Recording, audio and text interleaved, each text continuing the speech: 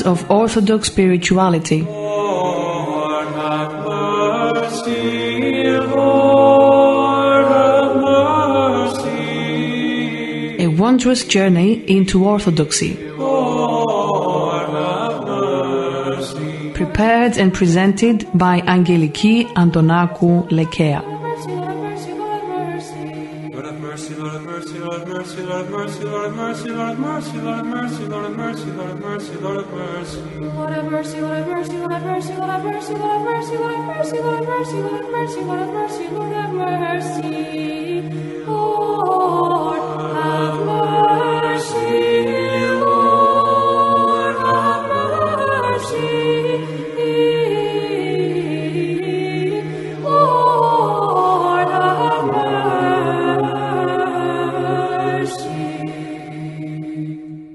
Hello, dear listeners. We are continuing to read from the book Family Life, the fourth volume in the series Spiritual Counsels by Saint Paisios.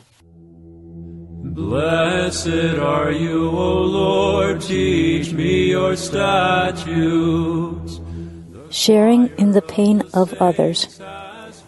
When a person shares in the pain of his fellow human beings, God, in a way, is moved over this and rejoices because this person, through the love he demonstrates, is akin to God, who grants him divine consolation. Otherwise, he would not be able to bear the pain of his fellow human beings. Yeronda, how can you feel the pain of others? When you too are in pain, you think of the other's pain. You put yourself in his place and feel his pain all the more. In other words, your own pain helps you to understand the pain of others. And when you accept your own pain with joy, you can give consolation to those who are suffering. In any case, it is one thing to learn that someone is sick, and quite another when you yourself are sick. Only then can you understand the sick person. I used to hear about chemotherapy and imagine that it was some sort of therapy using the medicinal qualities of fruit juices and natural foods. The Greek text uses two terms, chemiotherapia for chemotherapy and chemotherapia for therapy with fruit juices. How could I have known? But now I have come to understand what a devastating process it is. Yeroda, which therapy is more difficult, chemotherapy or radiation therapy? More difficult? Everything, both the radiation therapy and the chemotherapy is. The worst thing is that they cut off your appetite. While you have to eat well, you cannot eat at all. And the doctors advise you, you must eat. Well, how can you eat when all those things take away not only your appetite, but also your energy and make you feel like a corpse? When I had radiation therapy, I felt like I was burning, but I could not drink any water at all. I felt like vomiting and detested even the water. These comments were made in June of 1994, 1 month before the falling asleep of the elder at the end of his 8-month ordeal with cancer. Yeronda, what if you had done the surgery a little earlier? Why earlier? I do not pray that my illness pass in order to suffer with those who are suffering. I now understand far more those who are suffering and share in their pain. Also, it helps me spiritually. I only ask to be enabled to serve myself and others. But the will of God be done. When you have a certain problem with your health and it does not preoccupy you, then in a way, you have the right to ask God to improve the health of others. But even he who does not have a health problem of his own can at least sympathize with and share the pain of those who do. Let me take up your burden, is what the people of Farasa said to one another, in order to express their sympathy and pain for others' pain, worries, or bitterness. Yeroda, just how did they take up the burden of others? With love. When someone says with love, let me carry your burden, then he does. But once he takes it, then it demands a great deal of patience, great manliness, much strength, in order to face it appropriately. Some people come and tell me, Yeroda, I want to take up your burden. Some, of course, say it with manliness and are ready to face the consequences. But others, who are easily frightened, do not really know what they are saying. Such weak souls will run to the doctor with the slightest provocation and become easily disillusioned. They can hardly bear their own little burden, and yet say that they will carry mine. It would be better for them to be patient with their own pain, to accept with joy whatever God permits for them, and not to seek, supposedly out of love, to take on the illness of another. For if by chance God fulfills their request and they forget that they themselves requested it, they will grumble and may even blame God Himself. Ministering to the sick. Last night, as I was going to church for the vigil, I noticed in the corner a father with a child in a wheelchair. I approached the child, hugged him, and kissed him. "You are an angel," I told him. "Do you know it?" And to the father I said, "It is a great honor for you to be serving an angel. Be joyful for this, for both of you will have a place in paradise." Their faces lit up with joy, for they felt a divine consolation. Those who minister to the sick and disabled with love and patience will erase the record of their sins with the sacrifice they are making. And if they do not have sins, they are being sanctified. Once a woman related some events in her life which were rather amazing.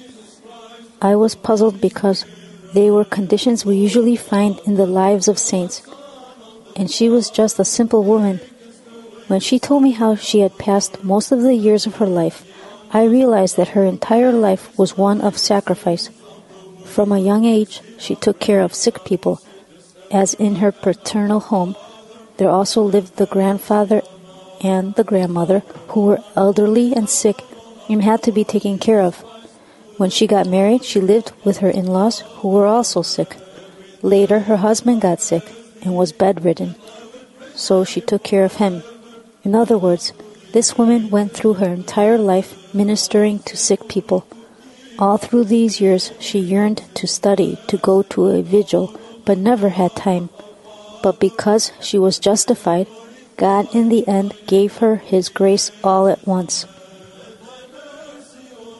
Yeroda, when some people get sick, they acquire many peculiarities. Yes, this does happen, but the healthy should excuse the agitation, the complaining, or other peculiarities of the sick, for these are natural developments of the illness. Specifically, anyone who has not been sick cannot understand the sick person, for he has not experienced pain, and his heart is a little hard.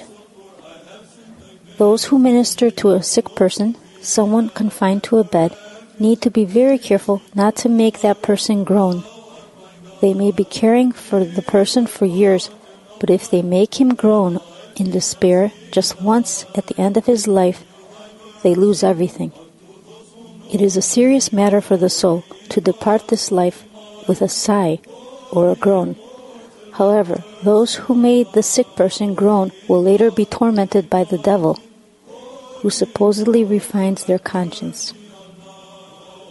Yeroda, when caring for a sick person, it is not only the weariness that gets to you, but also the sadness as you look upon a loved person gradually fading away.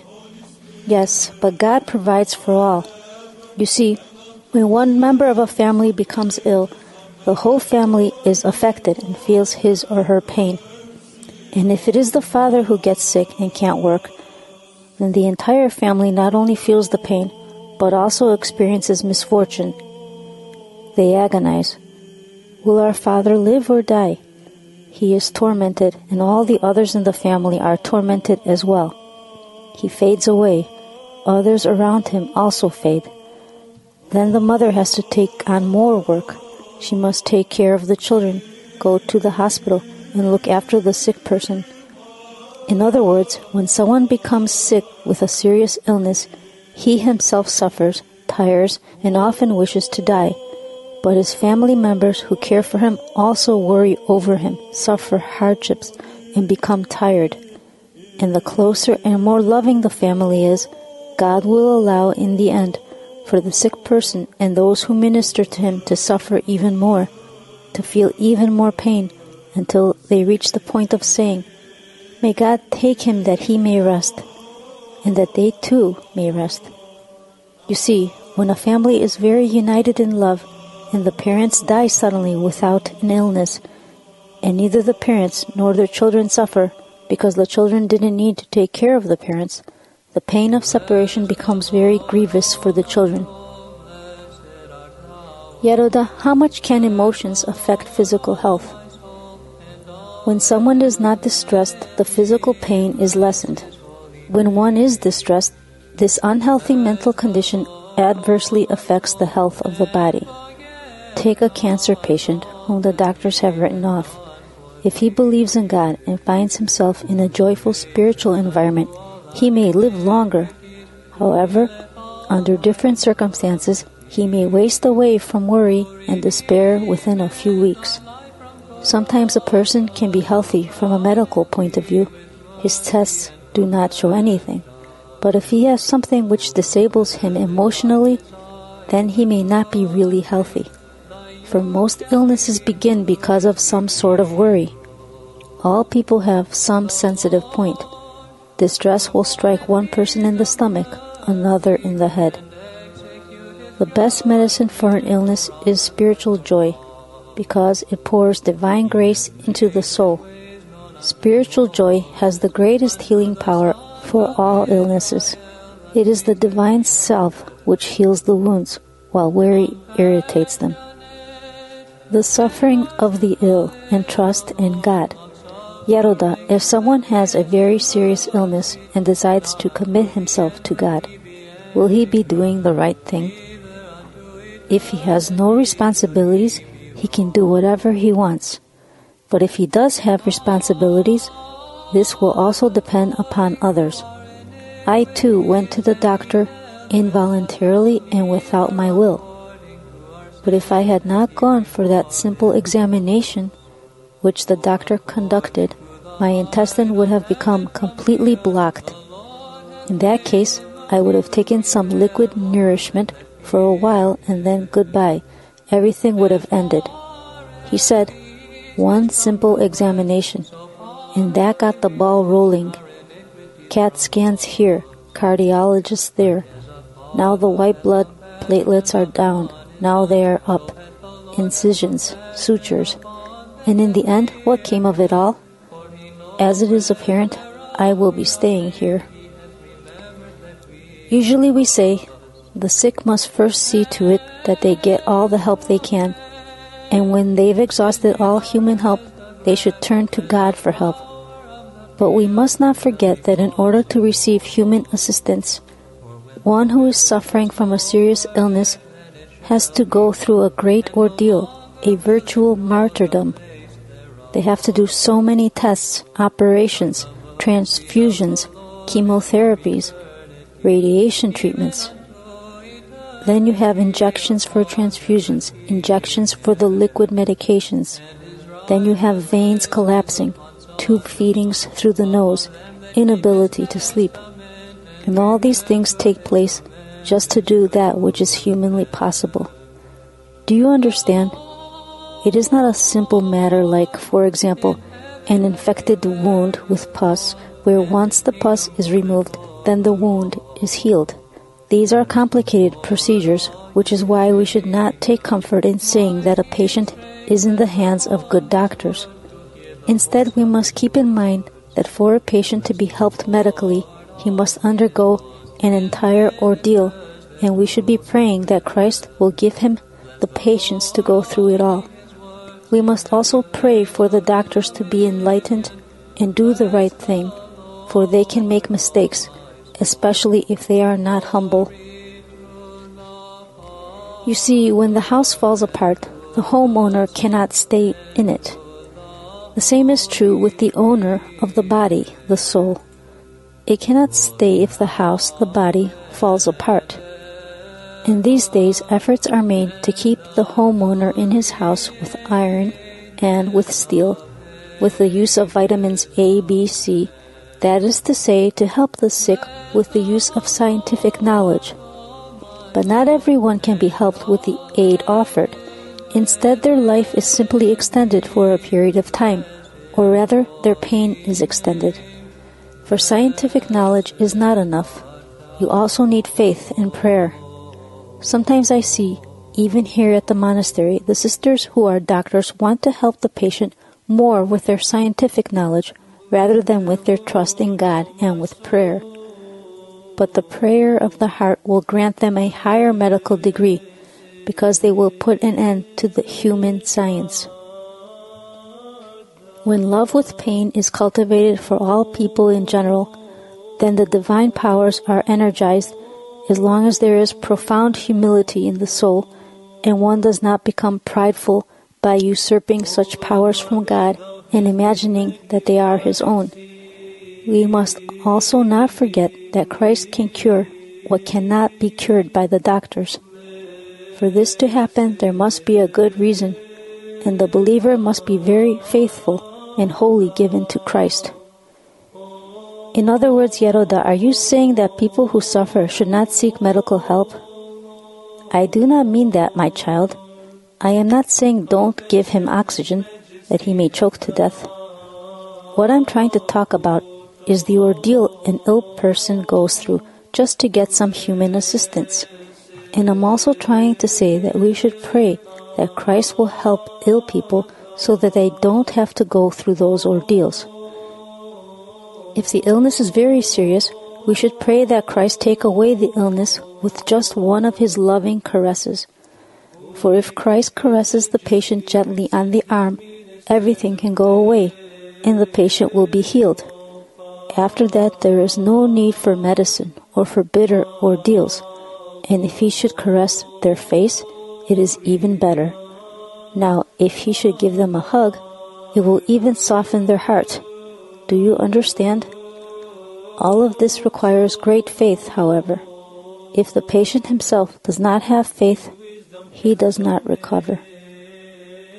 Ill children. Yaronda, the sick child brought by his parents today, is suffering a great deal.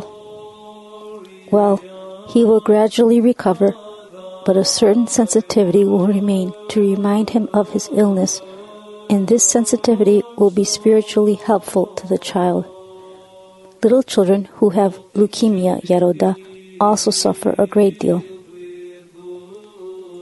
These children are helped greatly through Holy Communion. Many children have gotten through their illness with Holy Communion. When we read Psalm 145, Saint Arsenios the Cappadocian would read Psalm 145 for this purpose, with which we ask God to stop the bleeding. Let us also pray that God will help the little children with leukemia and provide the necessary blood in the hospitals for the children with Cooley's anemia. These children go through a greater martyrdom than the children killed by Herod. See Matthew 2, verse 16. Little children receive a full reward from undergoing the ordeal of their illness, for they do not have sins. We shall see so many little children in the other life in the angelic order of martyrs comprised of those martyred infants. Infants who are only 2 months old have injections, operations, treatments. How are the nurses to find a vein in these little angels? They are injected here, injected there, and just to see a little child with a head tumor receiving radiation treatment, to see these long wires attached to his tiny head, this is more than anyone can bear. A grown person can hardly bear such pain. How can little children go through it? Yaroda, in the end, do these children get cured, or do they die?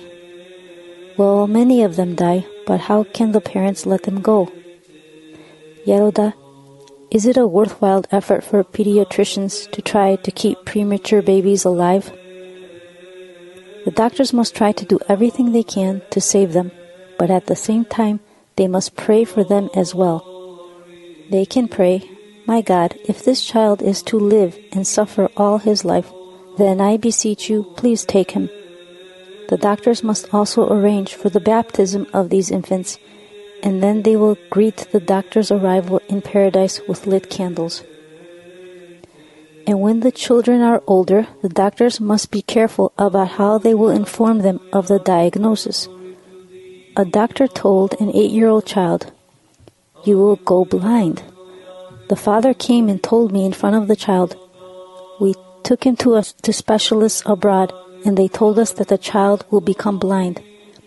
Even if the child is well, the worry over such a report can strike a terrible blow at some sensitive point. How much more so when the child is sick? Sacrifice for the sick person's benefit. If we ask something from God without making any sacrifice, it has no value. If I sit and say, "God, please heal this person," without making some sacrifice, it's as though I'm just uttering good words. If I make some sacrifice, Christ will recognize my love, and then He will fulfill my request, if indeed this is for the spiritual good of the other. This is why when people ask you to pray for some sick person, you should tell them to pray too, or at least to struggle to break their bad habits. Some people come to me and say, "Father, make me well. I've heard that you can help me." But they want to be helped without any effort on their part. For example, you advise someone, "Do not eat sweets. Just make this small sacrifice and God will help you." And they respond, "Why? Can't God help me without that?" If they make no sacrifice for their own sake, how will they sacrifice anything for someone else? On the other hand, there are people who will not eat sweets, so Christ can help those who suffer from diabetes, or some who don't sleep, so Christ may grant a little sleep to those who suffer from insomnia. These people become akin to God, and then God grants His grace. When someone tells me that he cannot pray for a person he knows is sick, I tell him to make a sacrifice for the sick person. Usually I tell him to do something which will be good for his own health too. A father from Germany once came to the Galivi and told me about his daughter who was in the early stages of paralysis. The doctors had decided nothing more could be done for her. The poor father was completely hopeless. I told him, "Make a sacrifice for your child. You cannot do prostrations, and you cannot do prayer. That's fine. How many cigarettes do you smoke a day?" 4.5 packs, he admitted. "Smoke only 1 pack and give the money you save as charity to some poor person," I told him. "Let my child get well, Father, and I will stop smoking altogether," he told me. "But then that sacrifice will have no value. You must stop smoking now. Throw those cigarettes away," I urged him. "Don't you love your child?" "Me not love my child? For the love of my child, I'd jump out of a 5th-floor window," he then exclaimed. "I'm not telling you to throw yourself down from the 5th floor. I'm just telling you to throw the cigarettes away. If you do a foolish thing like jumping out of a 5th-floor window, your child will be left unprotected in the streets, and you will lose your own soul. I am telling you to do something easy. Here, right now, throw away your cigarettes." There was no way he would get rid of his cigarettes, and in the end, he left crying with his cigarettes in hand. How can such a person be helped? Those who do listen and follow some advice can truly be helped. Another day a man came in, puffing heavily from having walked. I gathered that he was a heavy smoker and told him, "My blessed man, why do you smoke so much? You will harm your health." As soon as he got his breath and was able to speak, he said, "My wife is very sick and in danger of dying. Please pray for a miracle to happen. The doctors have given up." "Do you love your wife?" I asked him.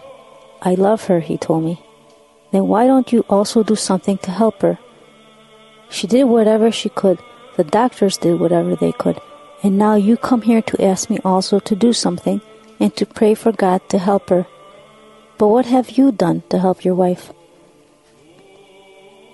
"What can I do, Father?" he asked me. "If you stop smoking, your wife will become well again," I told him. I thought to myself that if God sees that it will not be spiritually advantageous for the wife to be healed, then the husband at least would be spared the harm caused by smoking. After a month had passed, he came back happy to thank me. "Yeroda, I quit smoking," he told me, "and my wife is well." After a period of time, he returned in distress to tell me that he had started smoking again secretly, and that his wife had again become seriously ill. "You now know the medicine," I told him. "Quit smoking." Prayer for the ill. Yeroda, we were asked to tell you to pray for a sick little child, and they want to know if he will get well. What shall we tell them? Tell them this: the elder will pray for the child. Christ loves the child and will do whatever is good for him. If he sees that the child will become better when he grows up, he will hear my prayer. But if he sees that the child will not be in a good spiritual condition later on, then because he loves him, he will take the child. Ask and it shall be given you. Matthew 7, verse 7, Mark 11, verse 24, Luke 11, verse 10, John 16, verse 24. But God will give an answer to my prayer if I am already given to God.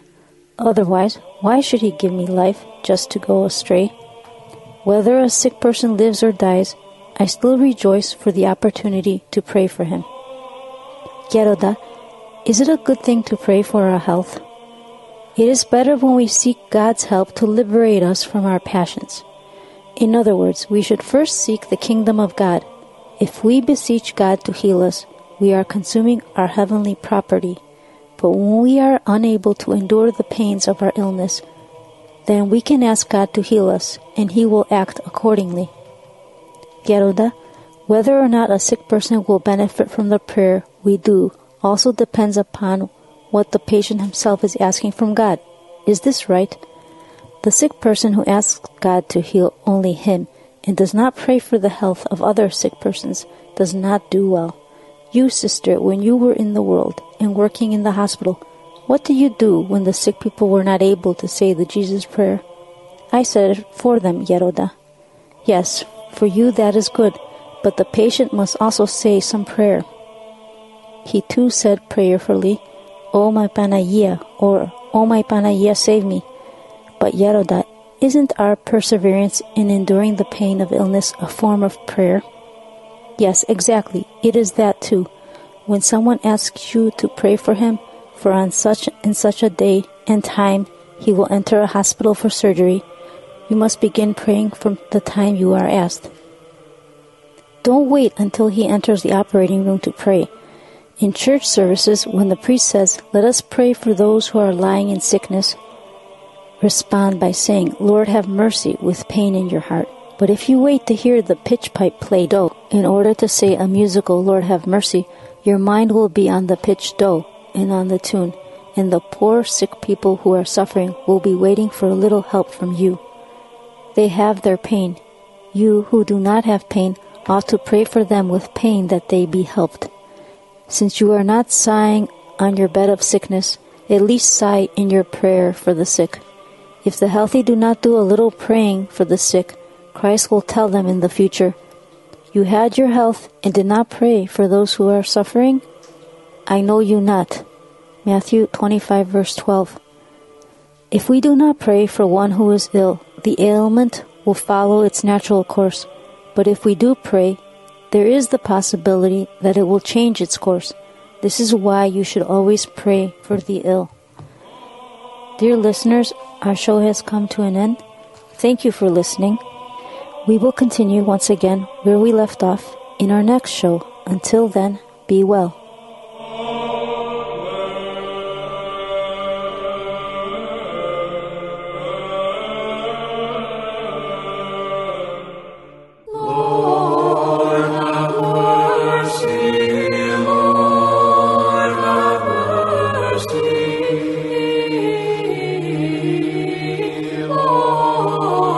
Readings of Orthodox Spirituality. Lord, have mercy, Lord, have mercy. A wondrous journey into Orthodoxy. Lord, prepared and presented by Angeliki Antonakou, Lekea.